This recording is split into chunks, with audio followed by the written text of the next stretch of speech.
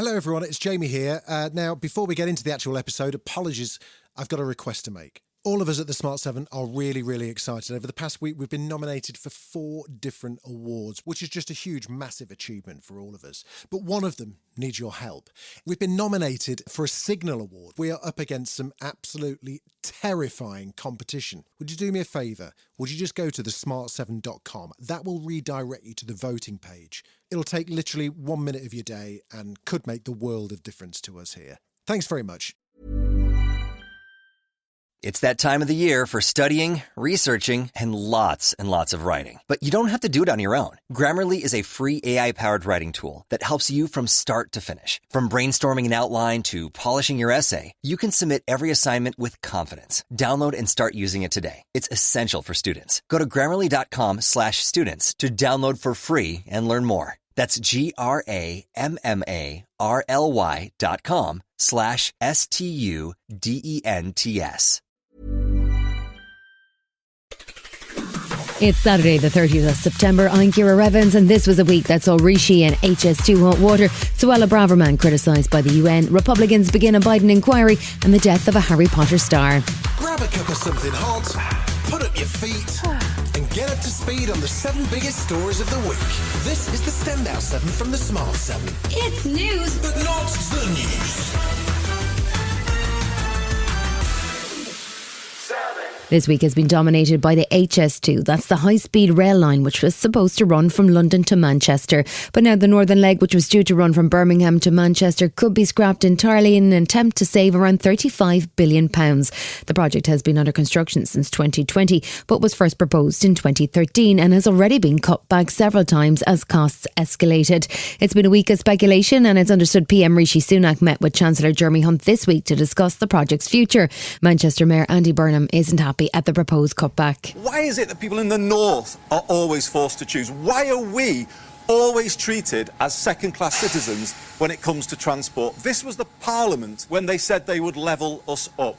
Jürgen Mayer from Northern Powerhouse says that without the northern leg, the HS2 becomes a massive waste of cash. We would end up with the most useless and most expensive piece of high-speed line in the whole of Europe. A small section of high-speed 2 going from Birmingham not even to London, costing an absolute fortune. As the discussion raged on all week, the Times reported that PM Rishi Sunak had become concerned by escalating costs and that he described HS2 bosses as kids with a golden credit card. 5 Labour Metro mayors met in Leeds to make their feelings clear that the northern leg of the high-speed line needs to be built.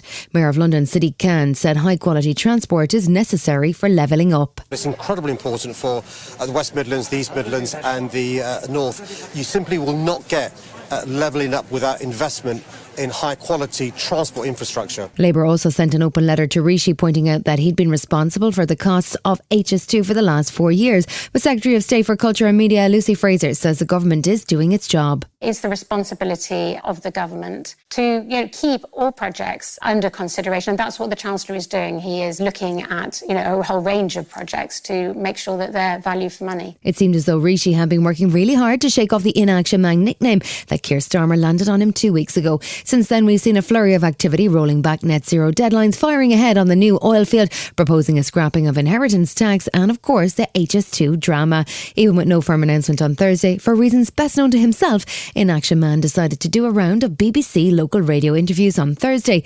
It went about as well as you might expect when Anna Jemson from BBC Manchester took the call. Actually, what are the journeys that people use most? It's in their cars, making sure that the roads are free of potholes. That's probably priority number one that people raise with me. People want to know about the future of HS2, and still now you can't give me a yes or a no, and you're the man in control. Labour's Deputy National Campaign Coordinator Ali Reeves told Kay Burley on Sky News that Rishi needs to make his mind up. The Prime Minister needs to come clean. At the moment we're in the dark about the costs, how much has already been spent and what more is So you might not needed. be able to afford it.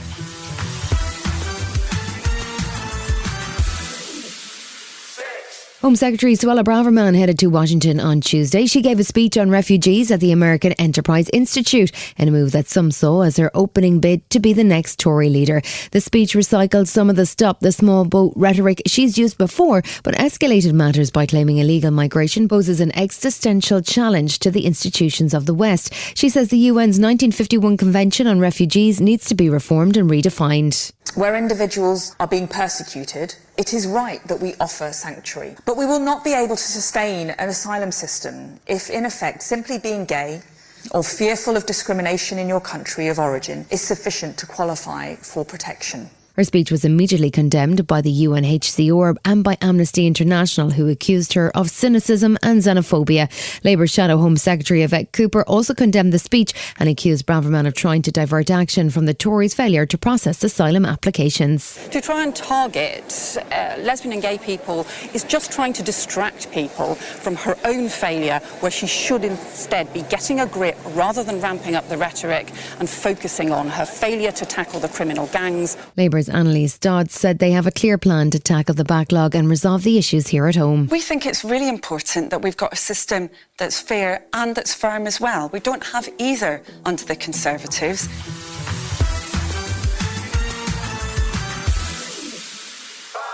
Ukraine is planning to intensify attacks in Crimea following a successful long-range strike on Russia's Black Sea Fleet last week, which damaged their headquarters.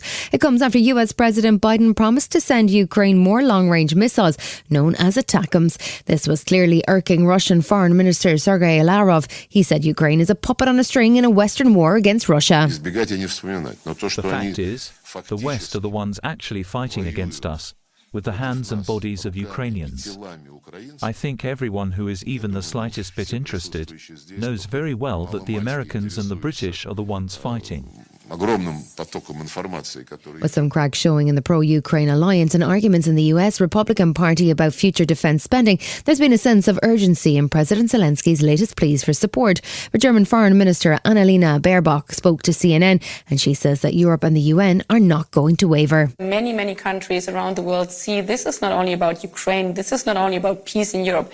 If we allow one dictator to overrule all our peaceful rights, this will be the end of peaceful cooperation in the world. There were red faces in Canada this week after an unfortunate incident which saw members of Parliament give not one but two standing ovations to a 98-year-old Ukrainian man. That's led to the resignation of the Speaker of the Canadian Parliament. Anthony Rota stepped down after he invited the man who actually fought with the Nazis in World War II to an event with President Zelensky. Canadian Prime Minister Justin Trudeau didn't sound too impressed. The Speaker has acknowledged his mistake and has apologised.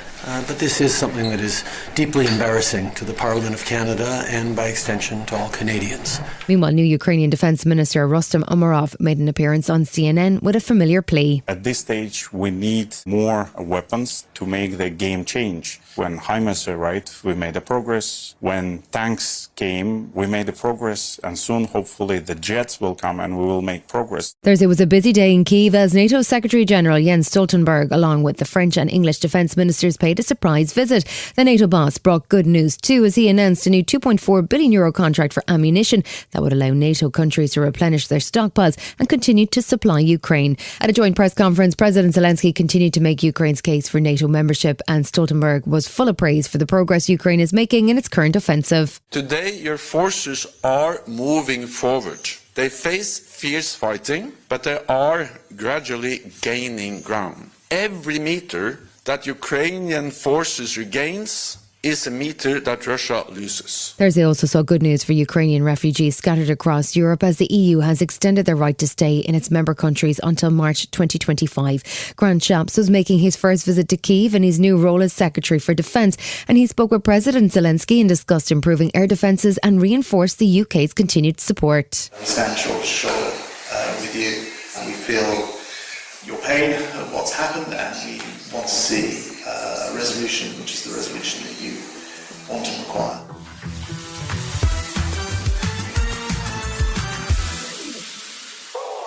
Tuesday saw a New York judge rule that Donald Trump had repeatedly exaggerated his wealth and committed fraud as he built his real estate empire. That sets up a civil trial next week to assess what penalties Trump should face. Meanwhile, Joe Biden lived up to his word as he flew to Michigan to join the striking workers on the picket line. Members of the United Auto Workers have been on strike at 3 major car manufacturers since early September.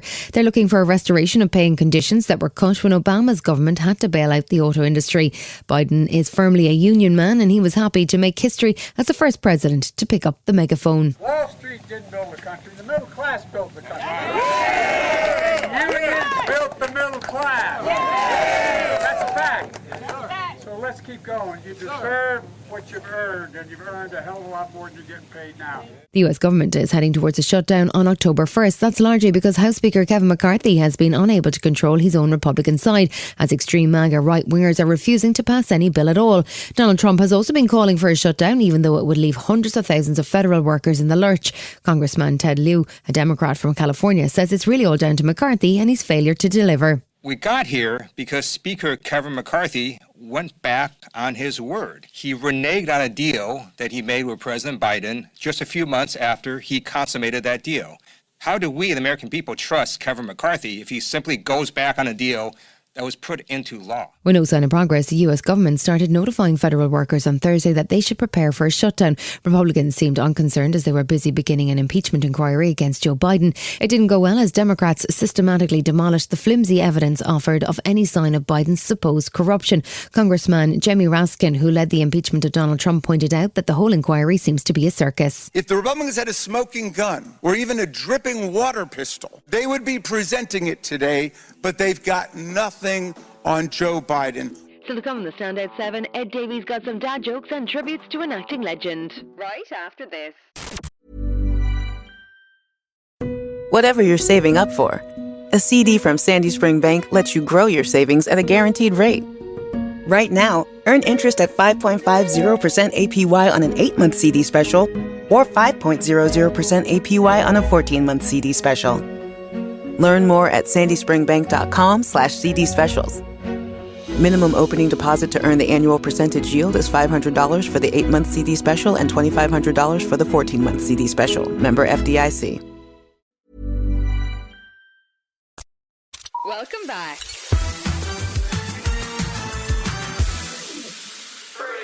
Conference season has begun with the Lib Dems in Bournemouth, the Tories heading to Manchester at the weekend and Labour in Liverpool the week after. Lib Dem leader Ed Davey gave his speech on Tuesday afternoon and opened with one of his trademark dad jokes after a complaint from a Lib Dem member who took offence after Ed called the Tories clowns. Let me take this opportunity to apologise to the whole clowning community. I'm sorry I used the wrong C word. So let me try again. It's time to get these Conservatives out of number 10. He also had some more serious points to make, including a pledge to make cancer treatment within 2 months of diagnosis a legal right. He was also fiercely critical of the way the current government have run the NHS and listed the many failures that have led to record waiting times. The Conservatives have broken promise after promise on the NHS. All a total con. Perhaps there should be a warning on the ballot paper. Voting Conservative is bad for your health.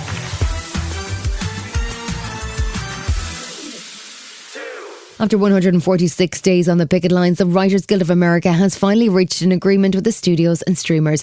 It's a 3-year deal that the negotiators on the writers' side are calling exceptional. It includes new rules which say AI can't be used to write script, better minimum pay rates and a commitment to more transparency on streaming numbers.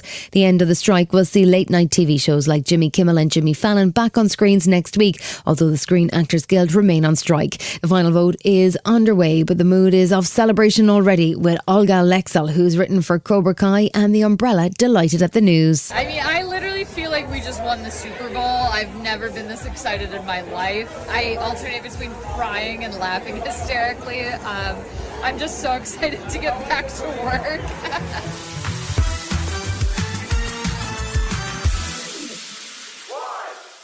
Thursday saw the death of Irish-born actor Sir Michael Gambon. He passed away peacefully after a bout of pneumonia at the age of 82. He was perhaps most widely known as Dumbledore in 6 of the 8 Harry Potter movies, but he had a huge range as an actor and was successful on stage, screen and television. He won many awards, including 3 Olivier Awards, 4 BAFTAs and had 2 Emmy nominations. Born in Dublin, his family moved to the UK after the Second World War, and he started his stage acting career with Laurence Olivier. He was a famous storyteller and entertainer, although he professed to hate being interviewed. This appearance on Top Gear became an instant classic. Rest in peace, Michael. I hate interviews, so I just tell lies. The man said, I played Oscar Wilde. He said, did you find that difficult? I said, no, I didn't. He said, what about the homosexuality? So that annoyed me, and I said, well, I found that very easy because I used to be a homosexual. And he was so thick, he said, I said, but I was forced to give it up. You've been listening to The Smart 7. We'll be back tomorrow at 7 a.m. Hit that follow button and have a great day. Give us 7 minutes, we'll give you the world. This message is brought to you by Maker's Mark. Hi, I'm Michelle Norris, host of the brand new podcast, Your Mama's Kitchen. I'm so excited to partner with Maker's Mark because just like our show, Maker's believes in celebrating the people who have inspired us to pursue our passions. And now, thanks to the Maker's Mark personalized label program, you can create a custom label to celebrate those special loved ones with their own unique Maker's Mark label. And best of all, the label program is free. Go to makersmarkpersonalized.com to order your personalized label today. You must be 21 or older. Labels currently available for 750 milliliter bottles only. Bottle must be purchased separately. Maker's Mark makes their bourbon carefully, so please enjoy it that way. Maker's Mark Kentucky Straight Bourbon Whiskey, 45% alcohol by volume. Copyright 2023 Maker's Mark Distillery Incorporated, Loretto, Kentucky.